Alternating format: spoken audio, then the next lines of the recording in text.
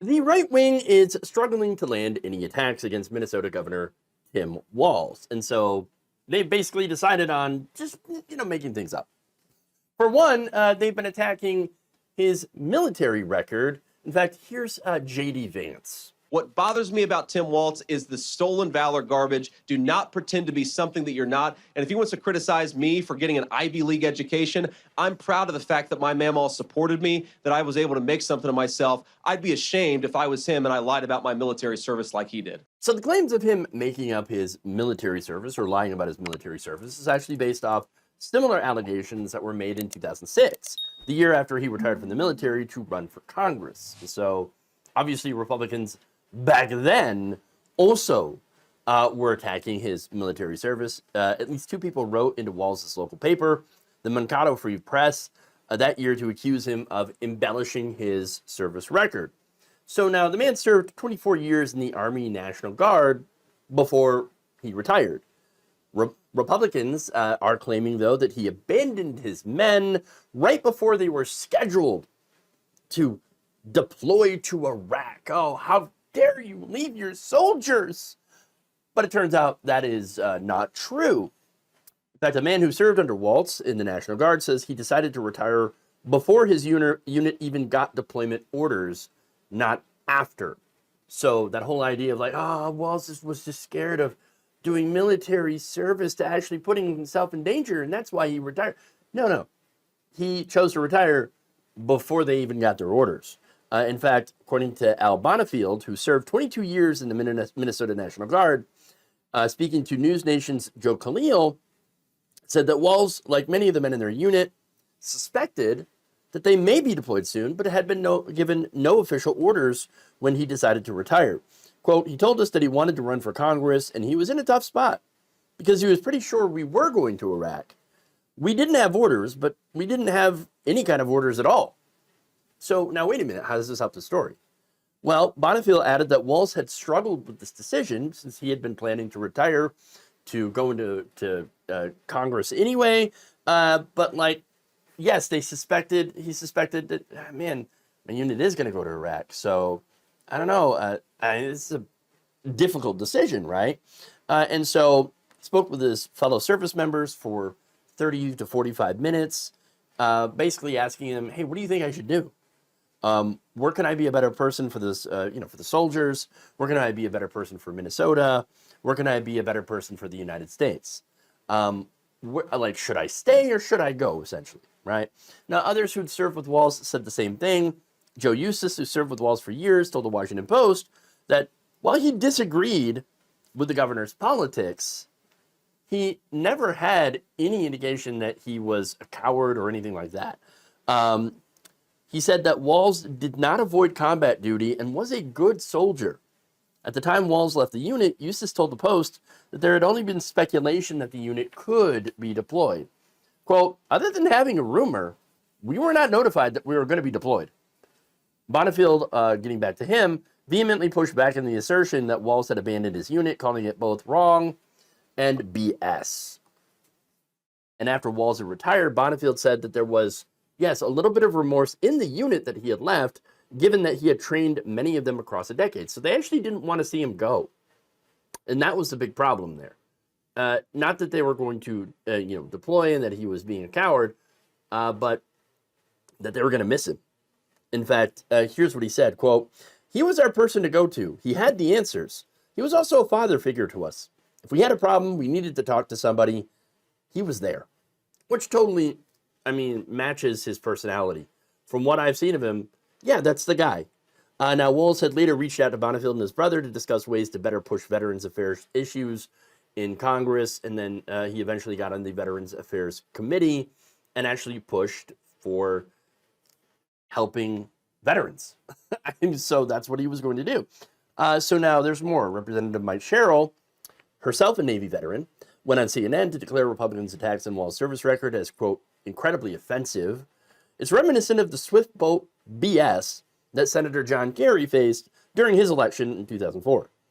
It's even more offensive because these accusations are being launched by another veteran.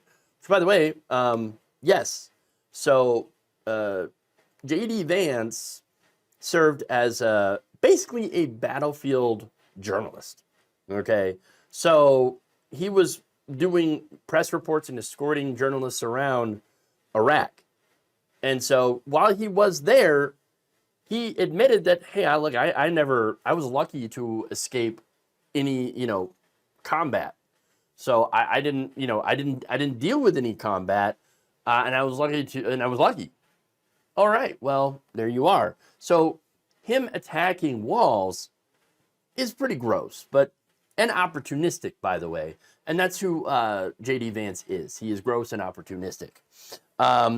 Again, considering how he had been such a huge opponent of Donald Trump, and now is, basically kissing Trump's ass in order to gain power. But anyway, I'm going to talk about the Swift boat stuff here in a minute. But first, there's another defender here, and this is Republican strategist Matthew Dowd. Now, Dowd was the chief strategist for George W. Bush's re-election campaign in 2004. And look, that campaign, that's where Swift boating came from, okay? So there was a group, Swift Boat Veterans for Truth, that was putting out ads against John Kerry and basically, trying to accuse John Kerry of making up his combat history, his military history, accusing him of lying to win combat decorations, including the Bronze Star and the Purple Heart. And now that just happened. This group happened to be one of the precursors to a super PAC, essentially. This was a nonprofit group, and they were running ads on behalf of the Bush campaign in 2004. And so now, of course, they're not supposed to coordinate, and the rules are a bit murky on that, let's be honest. But Dowd, he's like, no, of course we didn't coordinate. And in fact, I was against Swift Boat Veterans. He then wrote on X, quote, Vance and the GOP tax on Walz military service with Trump as their cult leader is a Monty Python skit. They attack jaywalkers for breaking the law while they escort their mob boss to a meal celebrating their latest scam. And then onto the Swift boating here. Now, Trump campaign co-manager Chris LaCivita was actually a key player in the Swift boating of John Kerry. And so that, look, that guy, he went from Swift boating John Kerry to then working in the Trump campaign to now try to Swift boat Governor Walz. And so, yeah. Now, Dowd, of course, says, well, that's not true. Now, he responded to LaCivita's claim that Swift Boat Veterans for Truth were never disproven in response from the account Task and Purpose that asked, the Swift boating of Tim Walz has begun. What is the truth? Dowd responded to him by saying, yes, it was disproven. I was chief strategist for Bush Cheney in 2004, and the Swift boat attack was nearly all lies. The Bush-Cheney campaign was not involved with it. I never thought it was a good idea and made sure the campaign was no part of it. Now, there's a community note on Twitter that was added to that post saying veterans who served along Kerry or under his command disputed the criticisms and supported Kerry's version of events. And John McCain had called the ad dishonest and dishonorable and urged the White House to condemn it. And the FEC had even fined the group Swift Boat Veterans for Truth. And so now Dowd isn't quite being honest there. He's right that Swift Boat for Veterans, these ads were filled with lies and distortions and mistruths, right? Untruths, I should say. But in a CNN interview, which was published on September 22nd, 2004, he actually defended one of the ads that criticized Kerry's changing opinion on the Iraq War. When he was asked if the ad was considered distasteful, Dowd replied, I think it's totally tasteful, and the American public is going to be fine with it. Well, not anymore. And in a 2005 PBS Frontline documentary, when asked about how important the Swift boat thing was, Dowd answered that campaigns are, quote, are a building dialogue, and the Swift boat ads were part of that dialogue. Okay. So look, Dowd, yeah, I'm pretty sure he knew at the time that it was gross, but was like, we're going to go with it because it helped us win.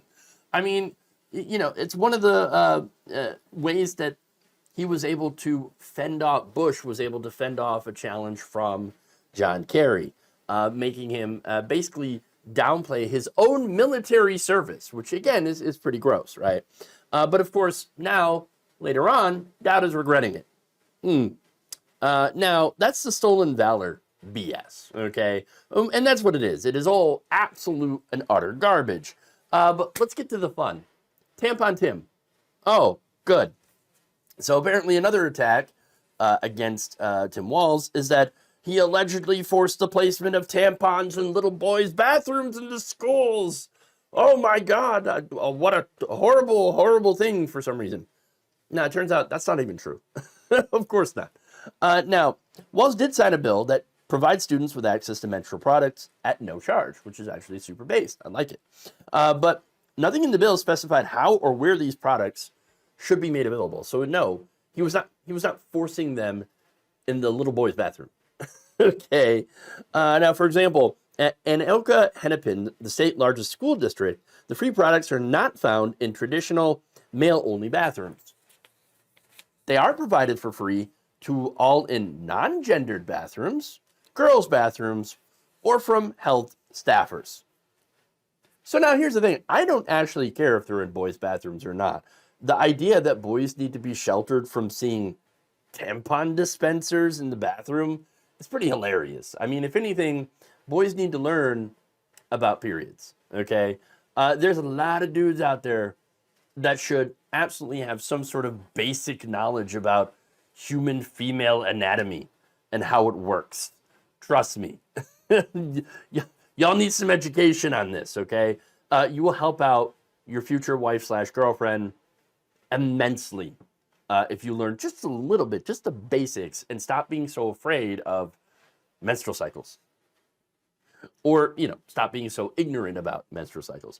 But anyway, the tampon dispensers in the bathroom, the vast majority of them are going to be unused and ignored, okay, if they're in the men's bathroom. Nobody's going to care. That said, if it does save one trans boy or non-binary person from the embarrassment of not having menstrual supplies when they need it, being able to have access to it, well, then it's worth it. It's worth it. Everybody deserves dignity. And that is ultimately the problem that Republicans have with this. They don't want trans people to have dignity. They don't want non-binary people to have dignity. They don't want them to have the basics. They don't want them to exist at all. Okay? At all. At all. So at the end of the day, what Republicans are defaulting to is culture war nonsense. Please, Republicans, from a political standpoint, yeah, keep running against trans people. It is such a winning issue for you. Okay? Most people, the vast majority of normal people, they do not rank trans issues as the top, okay? They don't care, and a lot of them don't like this rampant discrimination, okay? Trans people living in your heads rent-free also makes normal people look at you like you're insane, because you are. I mean, look, I don't know anyone as obsessed about genitals as the anti-trans folks, okay? You think about genitals, trans people's genitals, more than trans people do. Way, way more, okay? And so, yeah, it's weird. It's weird. So, getting back to Walz, I think he's a great pick. And the fact that Republicans are just having to dredge the bottom of the barrel and still come up empty for ways to attack him is one of the reasons why. Thank you for watching. If you enjoyed this video, please like, share, subscribe, hit the bell icon in order to get notified whenever a new video is released. And if you want to support independent, progressive media through this difficult time where it seems like everybody is shutting down, you can become a member on our YouTube page, you can become a subscriber on Facebook, or you can go to my Patreon. It's patreon.com/Jeff Waldorf. Thank you.